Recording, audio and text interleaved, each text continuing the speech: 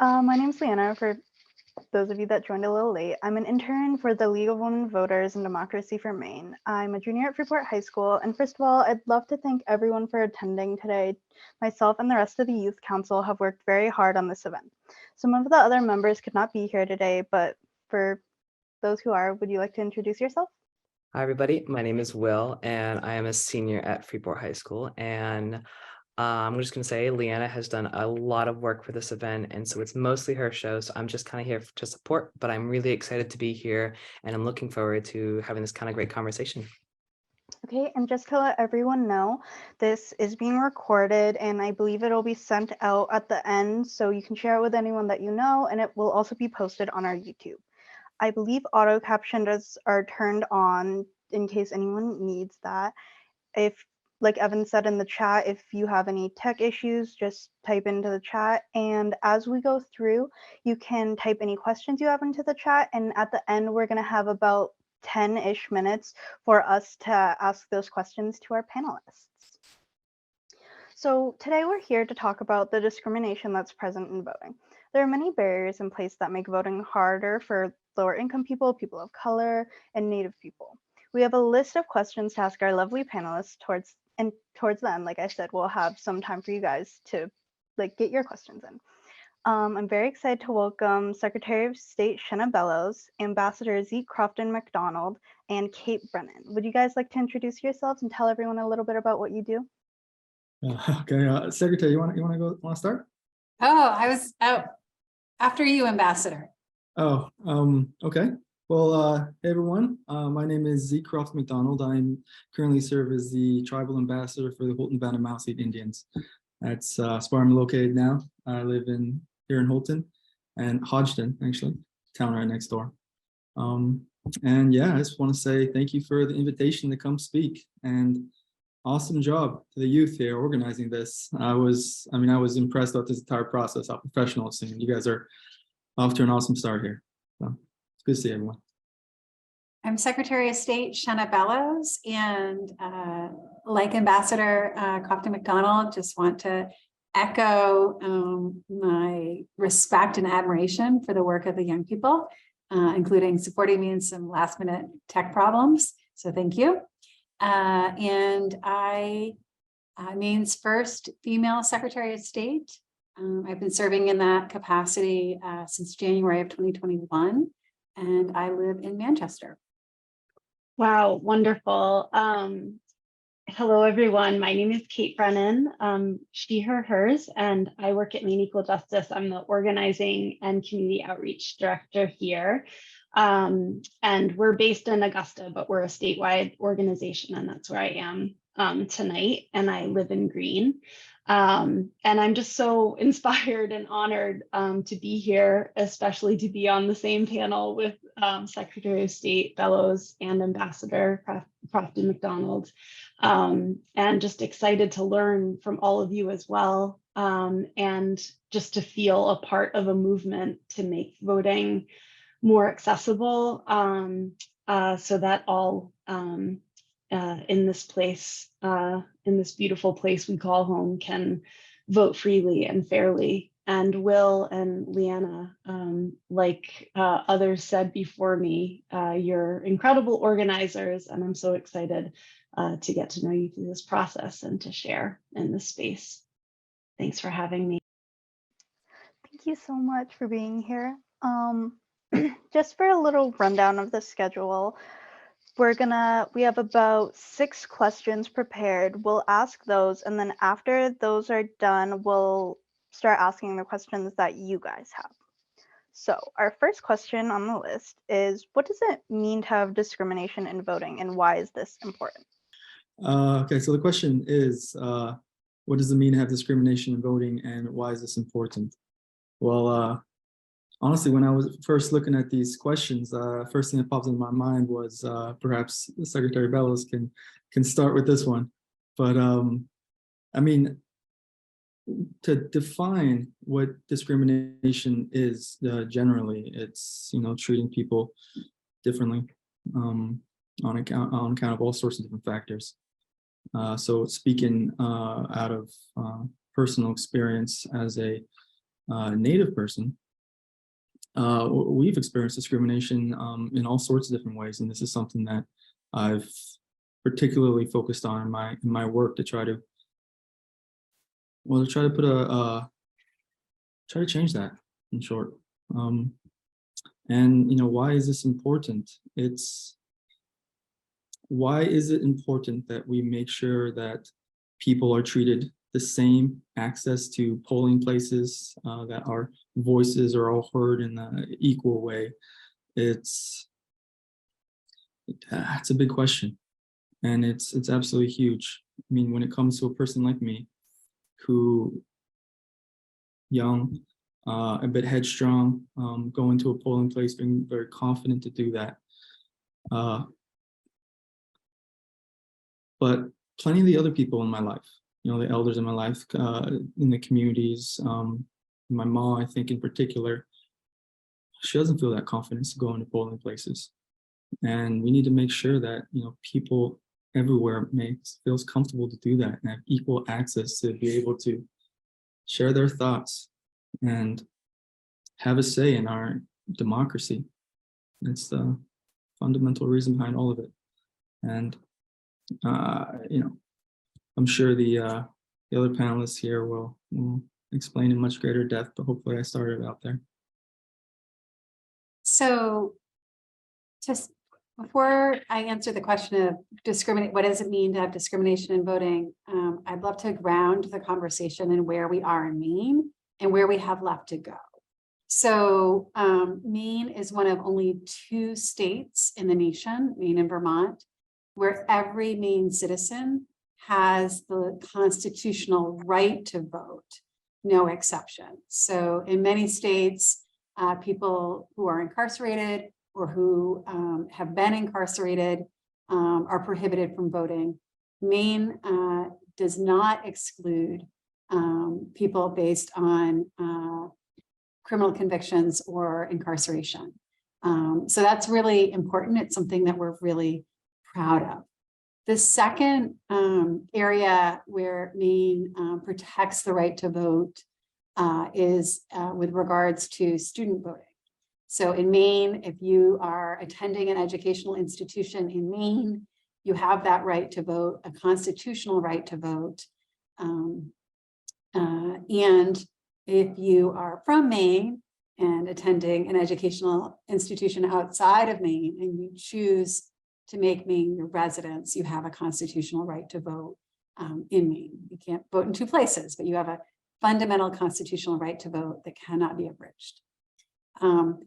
Because when you look at discrimination, the points in which discrimination historically and currently across the country occur are in 2 principal areas of election. So the right to register to vote in a way that is convenient, accessible, and secure, and then the right to cast your ballot in a way that is convenient, accessible, and secure. So Maine has very strong voter registration laws. We try to make voter registration as accessible as possible through automatic voter registration, through same-day voter registration, including on election day, that you can show up, register to vote. We do pre-registration of 16-year-olds and 17-year-olds who are not yet eligible to vote, so that they'll automatically be eligible when they turn 18. And as secretary, I conducted voter registration drives in 4 of Maine's correctional facilities, including Maine State Prison. And we issued voter registration cards to every high school and higher educational institution in the state. We do require proof of identity and residency to register. All states do. We expanded that proof of identity, and this is a big area. Who has ID and who doesn't? So for example, in the last legislative session, we passed a law to allow tribal IDs to be used as proof of identity that had not previously been a permitted ID. We also included in that law were to allow student IDs to be proof of identity for purposes of voting. So that's a really important piece of thinking about how do we protect voter registration and how do we make sure as many people as possible in Maine can register. So currently in Maine, 83% of eligible Maine citizens are registered to vote based on census data.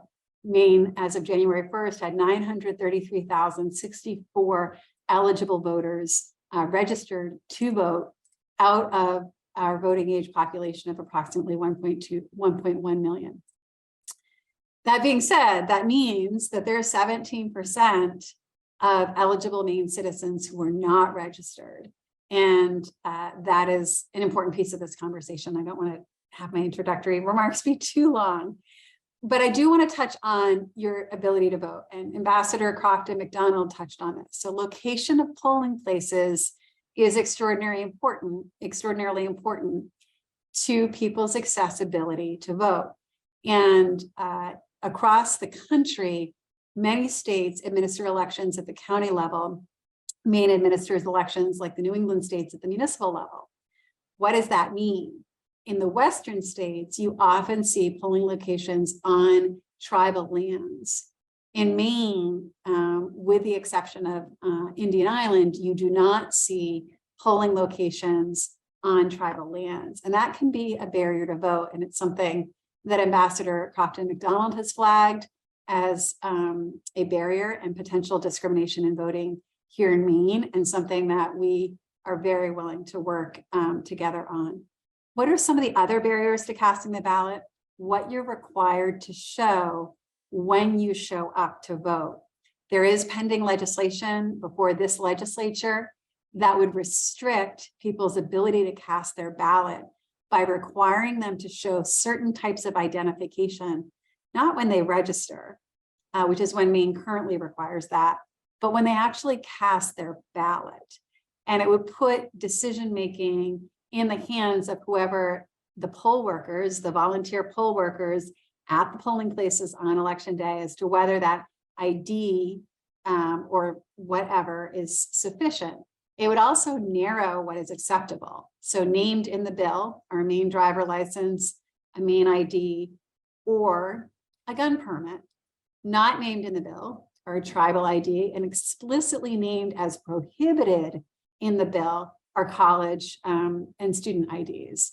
So that immediately would have a dramatic impact on people's ability to cast their ballot, even if they were already properly registered to vote under Maine law. And what we've seen in other states is that leads to very long lines at the polls as people engage in arguments, or as poll workers take a long time to verify IDs and licenses. And historically, disproportionately, we have seen in every single state where data has been collected that the people whose IDs and licenses are challenged are Black, Indigenous, and people of color. It is not white people whose IDs are questioned at the polling places. And so that legislation is LD 34. I think it's very dangerous. I think it would set us back. So I'm going to stop there. I think this is really important because voting is fundamental to our democracy, and our democracy is only as strong as making sure that everyone can participate. And I am just so honored to be on the panel with my fellow panelists who have direct experience every day advocating on behalf of people who experience discrimination on a routine basis. Thank you so much. You know, I asked a coworker, what should I say tonight? And he said, voting is good, discrimination is bad. And I feel like after Secretary Bellows shares, I'm like, what more can I say? You covered it. Those statistics and all of the information that you shared is so helpful. And I think I would just like to say thank you for your leadership in the Secretary of State's office, your leadership and the leadership of your staff. You know, also the volunteers, the election volunteers and clerks across the state of Maine who are working so hard to make our election system as fair and accessible as possible.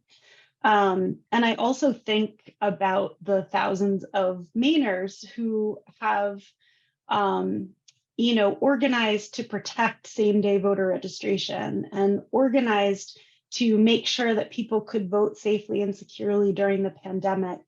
And it really feels like we're all in this together, and there's an opportunity to keep moving forward. And as Secretary Bellows mentioned, bills like LD 34 will bring us backwards and make voting less accessible. So definitely want to pay attention to that. And really the reason why I'm here tonight is because our organization, we're a civil legal aid organization and an economic justice organization, and we work with immigrant communities, with low-income communities across the state, people facing economic exploitation, facing challenges to accessing healthcare, housing, basic supports to survive day in and day out. And we know that all of those issues correlate with voter participation and having a say in the decisions that affect people's lives. Very unfortunately, even with the good laws that we have in the state of Maine, being a person in poverty or a person of color in the state of Maine correlates with being less likely to vote. And so that's really why we are involved in trying to make not only the voting process more accessible, but every part of our democracy. So the legislative process more accessible, looking at systems like access to social programs and the way that those social programs are structured that make them less accessible. So I think that we see that discrimination is persistent across our society and in every system and institution. We also have learned so much over time about what really makes things more accessible for people. And at the root of that, I feel like what Ambassador Crofton-MacDonald was talking about is really a sense of belonging. I have a right to be here. I have a right to go and approach this polling location. I have a right to request support if I need an interpreter or if I need someone to help me read the ballot. I have a right to be here. And so often we know that that is not the case, that people from historically marginalized groups don't feel like they can push back if an election worker says, no, you don't have the correct ID, for example. Or there's really fundamental issues related to economic inequality that prevent people from even getting to the polls, or people with disabilities facing inaccessible polling locations, for example. So all of these issues kind of combine to really inspire us to stand in solidarity with people from all backgrounds to really try to pass policies that will increase equity and accessibility of our democracy, so fundamental to a healthy society. So. Thank you all for those really well thought out responses to this kind of deep and kind of challenging question. Now that we've kind of defined, so to say, discrimination in voting as general, how does this whole cycle of discrimination start? And is there anything we can do to kind of combat that? Okay, so I guess I'm starting again. Well, you know, I can only really speak from my own experience, I suppose. So, you know, when going through these questions, it just first thing that popped in my head, and you know, my own experience, where I think we should begin to talk about how we can fix this for Native people, for the Wolastoqey Nation in Maine, for the Houlton Band of Maliseet Indians in particular. It begins with the Maine Indian Land Claim Settlement Act, as frustrating as that is, and for many of you, I do not know how familiar people are with that particular piece of Maine history. But as Secretary Bellows explained, actually, I don't remember if you did explain, but there's a municipality clause within the Settlement Act, and how voting is by municipality, and that there are some the Passamaquoddy Nation, Penobscot Nation are classified as municipalities within the Settlement Act, but in the specific instance of the Houlton Band, we are not. In fact, we are just an aspect of the town of Houlton. And that is something that I've been particularly focused on, as I've been, in communication my entire life with people in the nation who have expressed how frustrated they are with this system, and how, when it comes to accessibility, when it comes to like that feeling of belonging, of feeling comfortable to go into a polling place, not to mention just the accessibility to reach a polling place. And so one of the things that I was attempting to do, and spinning my wheels a bit on, but attempting, is to create a polling place in the Houlton Band. And the process to do that has to happen entirely through the town of Houlton. As opposed to the other nations in the state here, Houlton Band of Maliseet Indians, we are classified as part of the town of Houlton. So I had to go to the town council to ask if we could create a polling place in our community. Unfortunately, that didn't lead anywhere. But that is something that will be ongoing. The simple reality is that people in my community frequently choose not to vote, and their voices do not leave our community because of that.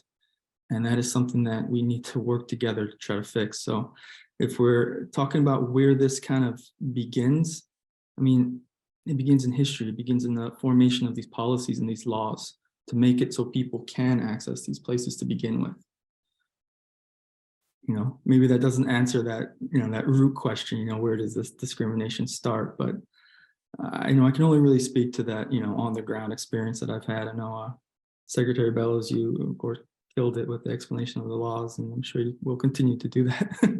But, in terms of the experience of what it's like to be a, Wolastoqey person voting, I would like to share our experiences and what it's like, because that is, I think, the best thing we can achieve here tonight, is to share these experiences, and hopefully young people and everyone else will be able to go on and talk about these things and work together to create some meaningful change.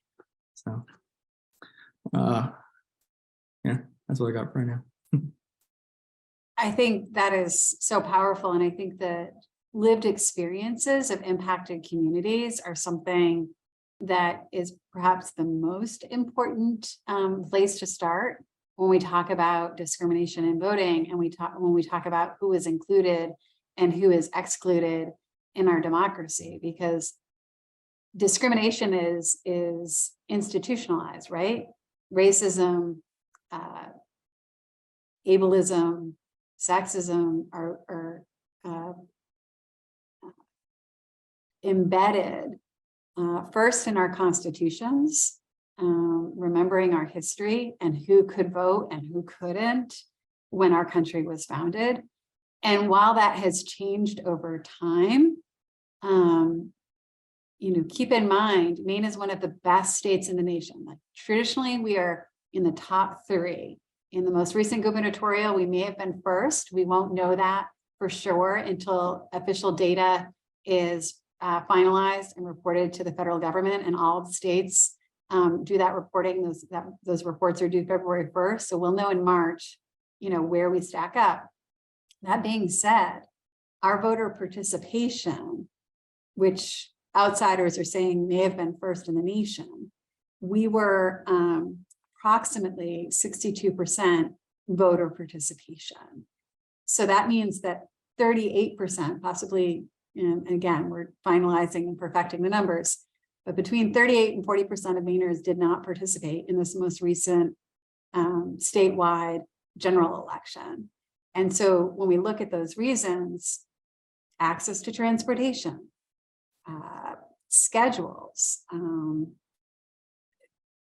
how comfortable people feel with the process, ability to demonstrate proof of identity and proof of residency for purposes of registration in the first place. So there are lots of factors that go into discrimination, but it started with our Constitution, and it starts with the laws. And then there is a systematic effort across the nation to exclude some people from our democratic institutions. There's a systemic effort to exclude some people from voting. And we see that every legislative session in the legislature with bills proposed. And those of us who care about trying to end discrimination and advance equity and inclusion have to continually educate new policymakers on what the dangers are. Because I hear time and time again, just going back to voter ID for a minute, what's the big deal? You have to show an ID to drink alcohol. Well, the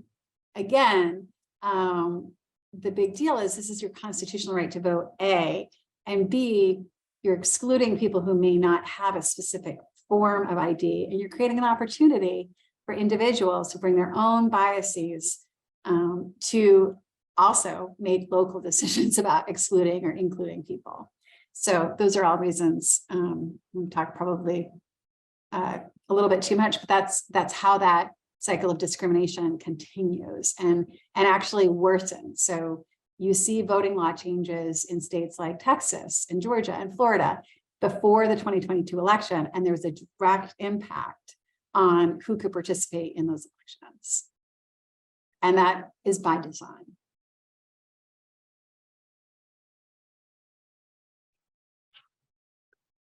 Yeah, just to build on what has been shared, which is already so comprehensive, in our work as we're helping people register, supporting people and understanding what's on the ballot, who are the candidates, how to vote, how to get where you need to go, what the process is like, especially for people who are voting for the first time.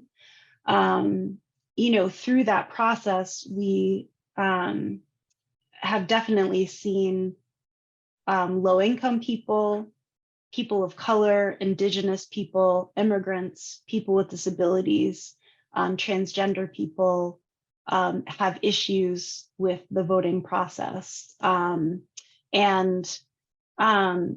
think that, as I mentioned before, economic inequality is, a central issue when it comes to people that we work with facing barriers to voting.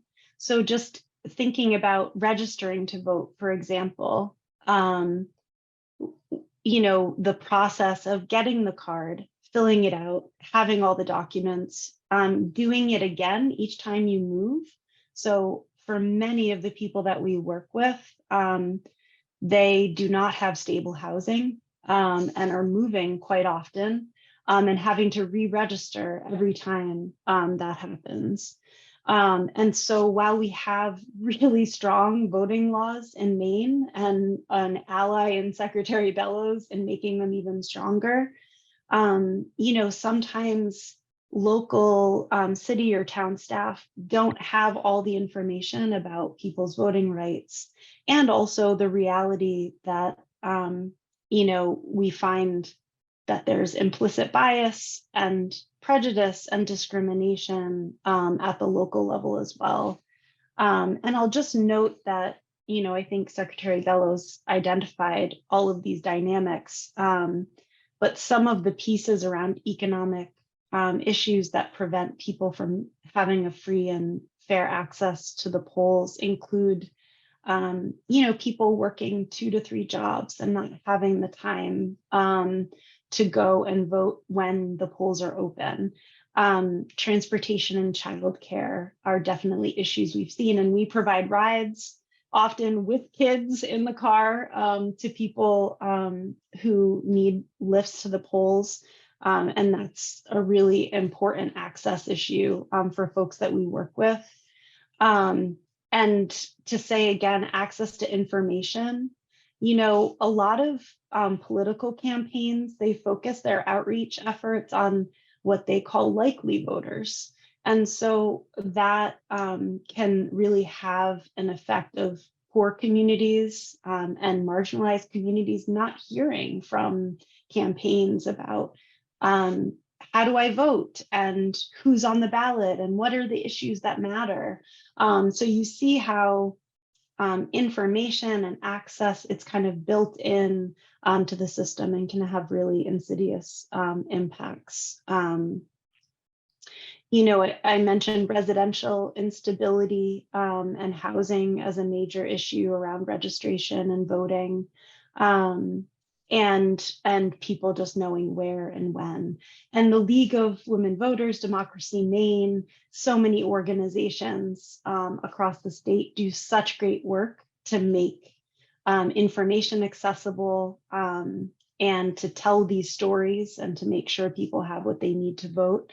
And we absolutely need to continue to do that work. And I think there's also policies and systems that can be put in place. I saw in the chat someone say, how can we make sure that election volunteers and clerks and local officials are following a very high standard when it comes to making sure that people feel welcome and feel encouraged and you know, have what they need, the information they need to vote. And I think there are absolutely, you know, efforts that we could do statewide that would make that an even stronger system than it is now. Thank you so much for sharing. We're about a third way through our questions. Some of them might get covered in the previous questions. So yeah, and we want to stay respectful of time. We're about halfway-ish through. So our next question is, who does this affect largely and how? And how does this affect people in Maine? Well, it seems like we've been answering that question, but to expand on it, you know, who does this affect and how? You know, I don't want to just repeat what everyone else has already said, but it mostly affects the people on the edges. You know, people who are poor, people who are living in rural areas. Accessibility is a major issue. You know, again, to speak from my personal experience, there's a lot of people in my community who don't have transportation, don't have cars, and you know, and that's a choice to make, and you know, it's the way that they've always lived. And by not having access to a polling location within easy reach, within our own community, it has the effect of robbing people of their voice, robbing people of the chance to have a say in what happens in their lives and their futures, and say in who gets elected, and you know, the formation of policies. And in the greater scope of things, it has the effect of making these people, you know, who are on the edges, you know, in these rural places, who are poor, native people, is making us seem invisible, that, you know, we're not there. And, you know, the people that are, you know, perhaps if we were able to have a greater voice, we'd have a bigger say in what happens in the state of Maine. And yeah, so, you know, how does this affect people in Maine? I mean, I think I'm really grateful for the fact that people like, you know, Secretary Bellows is out there working so hard on these issues. Once I, you know, started my position in as ambassador for the Houlton Band, and I began to start talking about these voting issues, I was absolutely amazed at how many people are willing to work hard on this issue. And yeah, so like things like this, absolutely wonderful things to be doing, because this has been a problem for quite a long time. And, you know, I think the first step is to, you know, go to these communities and to ask, what are the ways that we can change and we can do better. Anyway, Secretary Bellows, you've done that, so that's wonderful. But yeah. I don't think I have anything to add to that answer, and thank you for the kind words. And I think those of us in elected office need to continue to try to do that work. And we appreciate it when communities are willing to share and educate us and hold us accountable. I was looking at some of the maps. I mean, many of you are members of the League of Women Voters and Democracy Maine, and there's just such great resources on the organization's website that looks at, I think the most recent overview was from April 2021 about voting in Maine, and it highlighted some of the communities where rates of voting are really high, and you might not be surprised to know that they're the wealthiest and the whitest communities in Maine, and places where voter participation is lower. And some of the places noted on the map where Lewiston was one municipality where voter participation was lower. Old Town, I think, was noted there. I really encourage you to check out those resources. And in our experience at Maine Equal Justice, working with low-income voters, I think poor communities, immigrant communities are the most impacted in our experience. Unfortunately, I think, and I'd love to hear what you think about this, Secretary Bellows, but I think part of our effort to really name and explain the dynamics around race and voting in Maine is hindered by not having a lot of good data to kind of make the case in terms of Black, Indigenous, and people of color's experiences with voting in Maine and trends. And please, Secretary Bellows, correct me if I'm wrong, and I'm sure your office has been working on this. If I think often like data is a first fight that we have to wage in Maine when it comes to understanding the racial dynamics around different issues. And I think voting is one of those.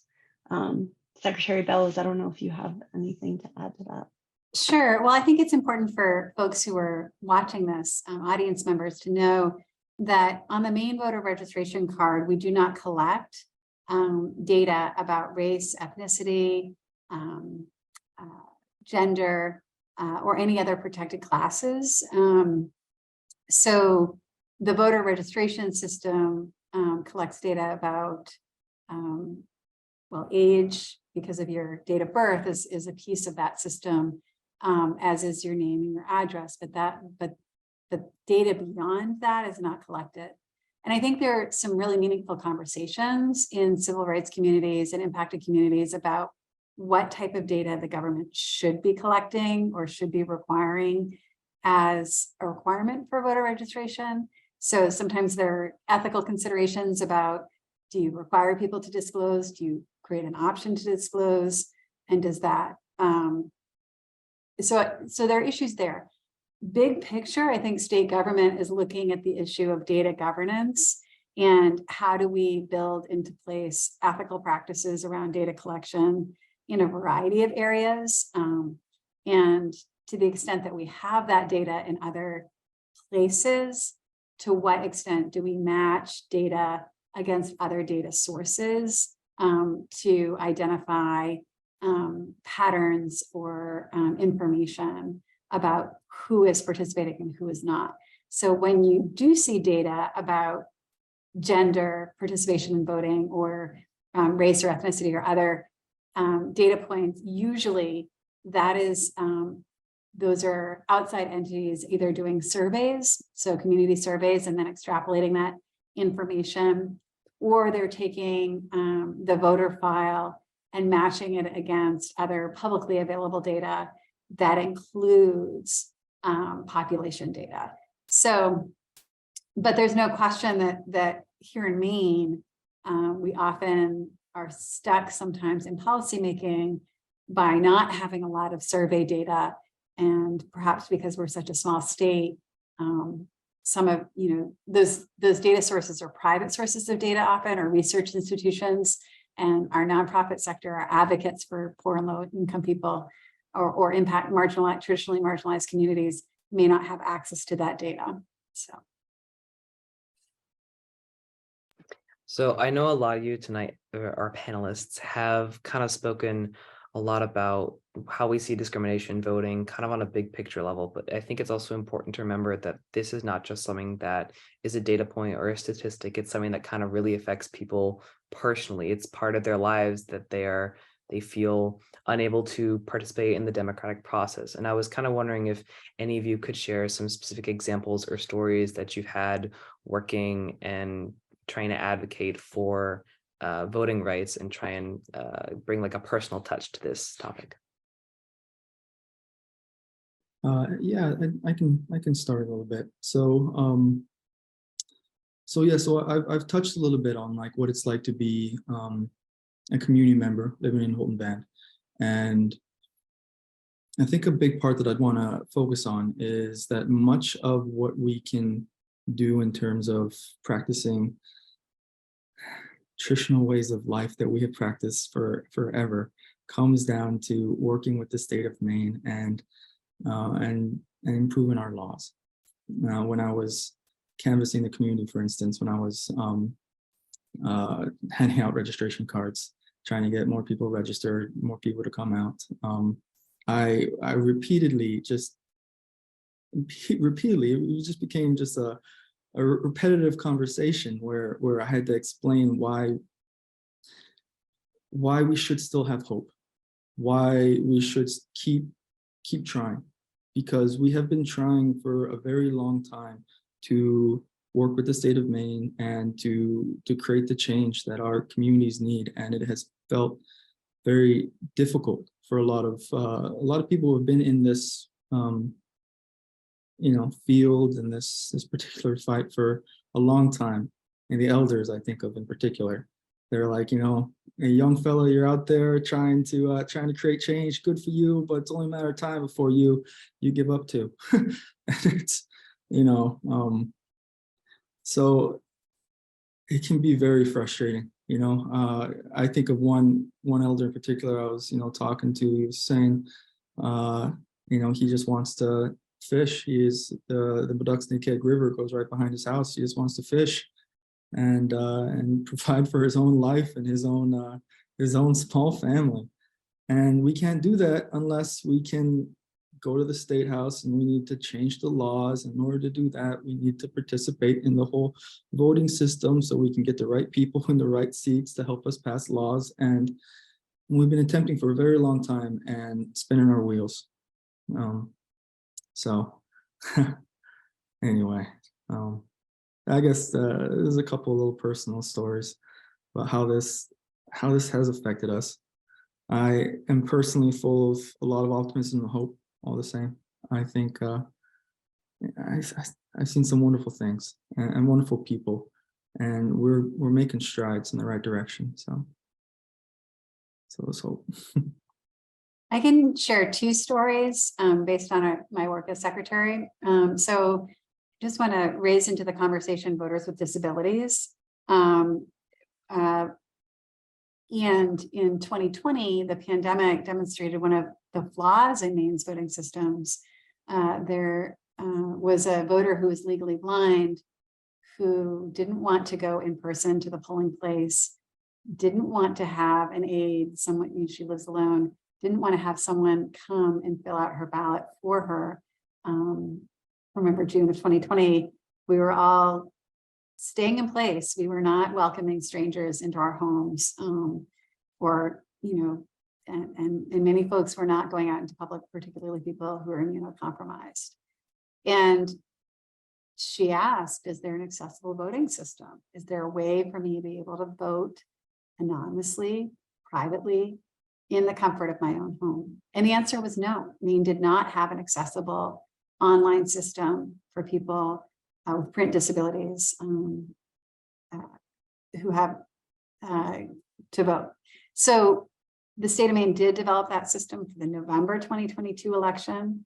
And we continue to try to improve upon and update that system.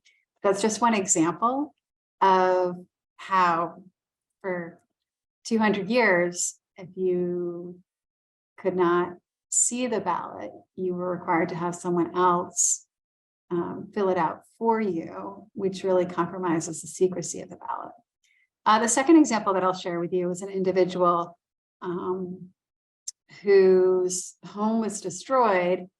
And, we think that people who experience homelessness are often disproportionately from traditionally marginalized communities. And homelessness, those of us who've not experienced that, sometimes think about shelters, or we think about a fixed abode, but the reality for homelessness for many people is couch surfing. It's finding different places at different times. And sometimes those places might be in the same municipality. Sometimes they may be in different municipalities. And that individual's voting status was challenged. Now, Maine has protected the right for people who experience homelessness to register to vote in a place that they declare their residency. And that can be it can be a shelter, it can be a park bench, it can be a friend or loved one's home. But when people are more transient, as Kate said earlier, that creates some real challenges. So that situation was resolved.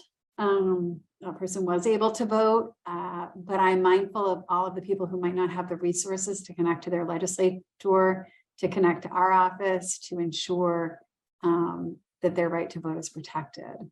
So those are just two examples I can think of from the work that we do. There are many more, I'm sure. The good news is in Maine, we have strong, robust advocacy organizations and advocates like Kate, like Ambassador MacDonald, who are often standing up for members of our communities who might otherwise be excluded. But the challenges of people who are most often excluded are perhaps least access to the supports that can help them participate.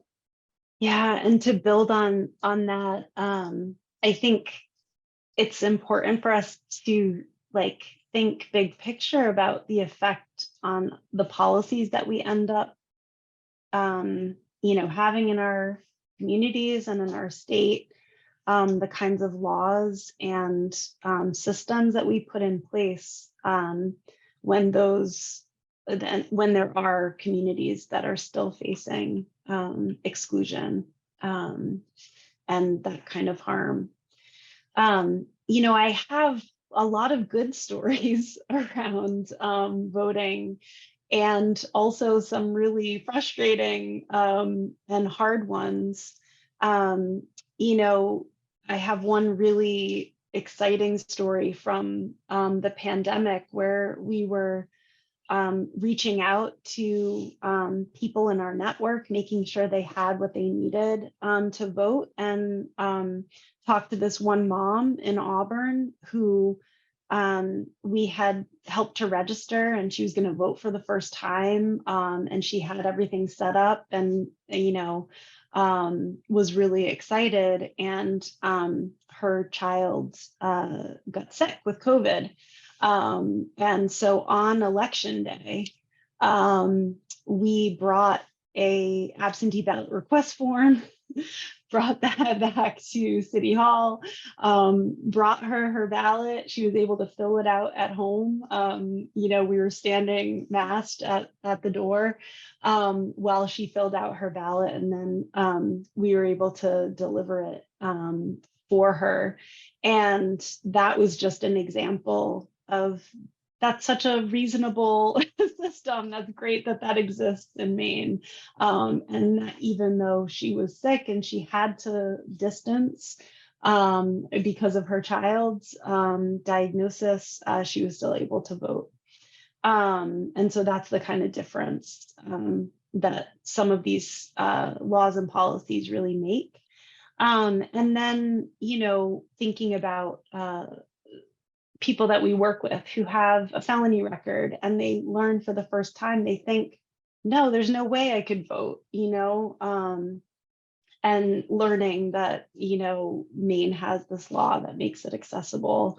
If you're incarcerated, if you have a record, that you can still vote. And it's kind of unbelievable that in other states that doesn't exist. It's so wrong. You know, I think on the harder side of things, you know, there was a single mom who, you know, was really committed to voting for the first time, got on the bus, you know, tried to get as close to the polling location as she could. It wasn't the right polling location. So she's carting, you know, kids with her on the bus. You know, I think what Ambassador Crofton-MacDonald was saying about, you know, people who have already been beaten down so much. And so you face some of these challenges, like when your economic situation or accessibility of the polling location or some of these systems get in the way, it can be really hard to feel like it's important enough to overcome the challenge. Luckily, you know, we were able to secure a ride for this mom and her kids to the right polling location, and it worked out.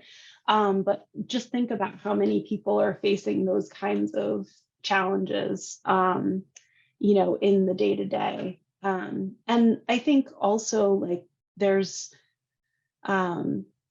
sometimes mistrust or feelings like, well, if I don't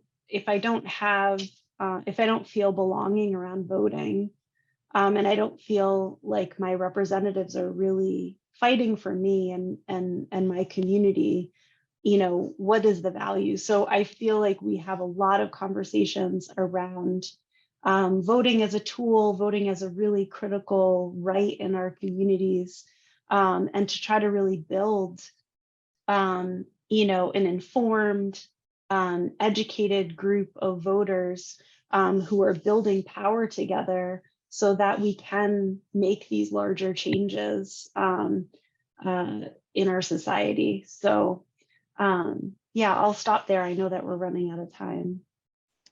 Okay, just to check, do all the panelists have a few extra minutes just so that we can get through? Okay. To any of the viewers that have to go, because I know we said from 6 to 7, the recording will be available so you can see the little end. And if we don't get to your question and you have to go or anything, trust me, it'll be answered and you'll be able to view it at a later date. So for our last pre-prepared question is, like, what can we do, if anything? Like, what is the call to action that we can go out and do to make a change? Yes, absolutely. And just to start, I'd say, you know, you're doing it. It's having these conversations. It's education. I think that's the biggest key, is to reach out to the type of people who might be marginalized and find out what will help them. What do they need? And find out, you know, and try to correct that need. Just to share a little bit more, I mean, this is something I've been doing my entire life. When I was younger, I was taught the importance of voting and getting your voice out. And this is not something that many of my other family members have really put a lot of importance in. So I've always had to go out of my way to be the one that drives people out. I know my mom in particular, so she just never really felt that sense of belonging, that being the only, you know, noticeably brown person going into a polling place and being the most interesting person there for some reason, and, you know, wanting to she said in the past, you know, unless you come with me, unless my dad goes with her, she's not going to go. And, you know, there's all sorts of elders like that. And frequently it comes down to someone choosing to be there for them and find those people and make that effort to make them feel like they belong in those kind of spaces. And, you know, and also, you know, we have to, you know, create laws and do things on the on that level, but we can't forget that it's just people, and that sometimes it's the simple things, just reaching out to someone and let them know that you'll be there with them. Just in general, it's education, just you guys doing it. I'm going to kick it to Kate. Kate, that way, if you need to leave early for childcare, please do. Thank you. So Secretary Bellows, I can give you my wish list, but thank you. So some things that came to mind for me in terms of addressing existing barriers is just, you know, we're moving in this direction, but strong user-friendly systems. You know, I think about the online voter registration form that we have. It's a fillable PDF. It's great.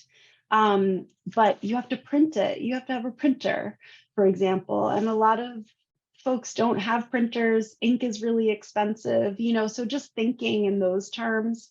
Help with postage for absentee ballots. We've seen that be a barrier for folks just being able to afford that extra postage for their mail-in ballot. And there's so many technological innovations that we could be using in Maine to make voter registration, absentee voting, and voting early and voting in person quick and easy and safe and secure as well.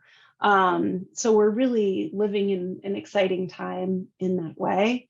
You know, I think big picture, increasing economic equality and racial equality across our society increases participation and fights isolation and alienation.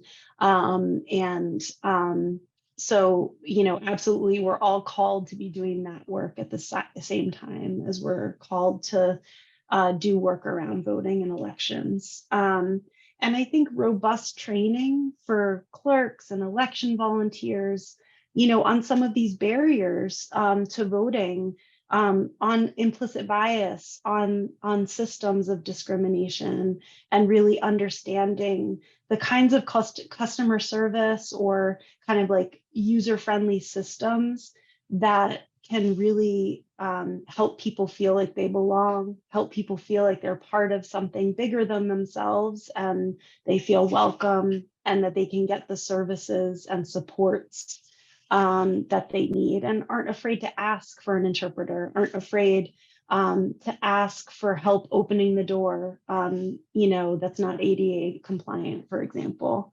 And so just making sure that our election officials are held to a really high standard. And I'll stop there. I think Kate and the ambassador gave a really great list that I will not add to. But Kate, feel free to email me some of those too. Okay, so some of the questions in chat have been answered by other people. Let me see what the first one was. What is the proposed legislation that would hinder voting rights, and what proposed legislation would support for voting rights in the current session? So we're just seeing some of the legislation start to come out. There is a complete list of proposed titles, and sometimes you can kind of guess, are these titles going to help or hurt voting rights? The Maine is unique. We think, based on my conversations with other secretaries, I believe we're the only state in the country where every bill that's introduced gets a public hearing, and then in a committee, and then a committee vote, and then votes on the floor of the House and Senate.